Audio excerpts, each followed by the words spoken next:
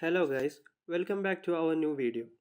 In this video, I will show you how to adjust head pose of a image using Snapseed. First of all, you need to install Snapseed application. Open Play Store,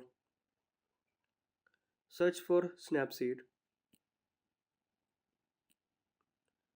open it. You can see the open option on the left top side. Tap on it and select the required image to adjust the head pose of your image.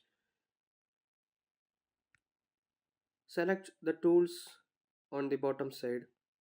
Here you can see the head pose option. Tap on it.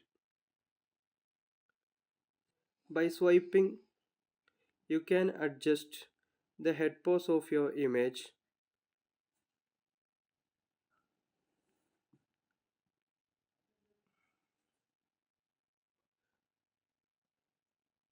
By doing this, you can make your picture more perfect and attractive. If you found this video useful, please do like and subscribe. Thanks for watching.